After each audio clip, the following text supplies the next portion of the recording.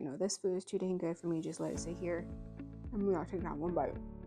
What if I told you that this bowl of chili is vegan, gluten-free, packed with protein, and not one bean was used to make it?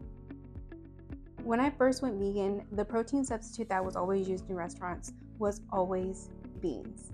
And I feel like I can speak for many vegans when I say we are tired of beans.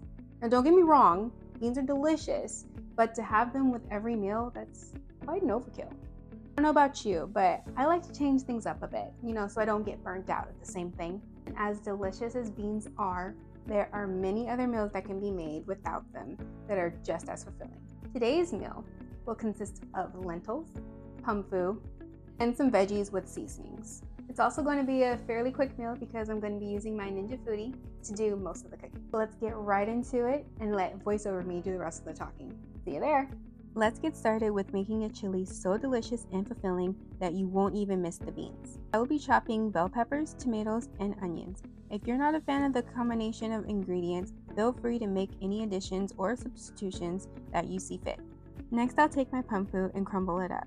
Pumfu has 17 grams of protein per 8 ounce, allowing it to provide great fulfillment to any meal it's added to.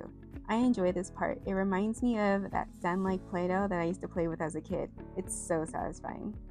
Next, I'll make my seasoning blend. Sometimes I just season as I go, but I prefer to just mix them together first because once the pot gets hot, it's going to get pretty steamy, and I prefer my seasonings to not be exposed to unnecessary steam.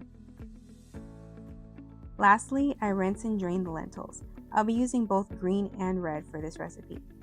Lentils are a great source of fiber. They promote good heart health and they're good for weight management. I use a mixture of both because the green lentils will hold their shape while the red lentils will completely soften, working as a thickener for the chili. I find using a 1-to-1 ratio of red to green lentils creates a perfect consistency, but if you like thinner chili, use less red lentils. Once you have the prep done, now it's time to let the foodie do the rest. I set my foodie to sear saute on medium-high heat, then I add some grapeseed oil and let it heat up for a few minutes. Once heated, in goes the onions first. Cook them until translucent, then add the bell peppers. Just cook them until fragrant. I then add in the crumbled pumfu and let that cook for a few minutes. Stir frequently to avoid the pumfu from sticking and burning at the bottom.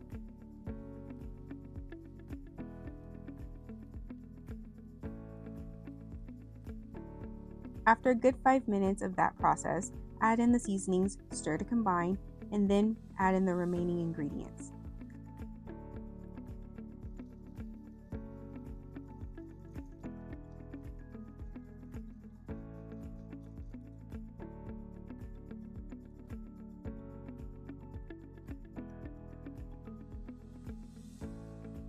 Cover with water and place on the lid. Set the knob to seal, cook on high pressure for 15 minutes. When done, quick release the pressure, and when you remove the lid, you will see that the water has been mostly absorbed. Give it a nice stir and a taste test to make sure the flavor is on point. Sometimes a little salt is all you need. Okay, yeah, no, this food is too dang good for me. Just let it sit here. I'm not taking out one bite. Oh my gosh. Yes. Yes, please.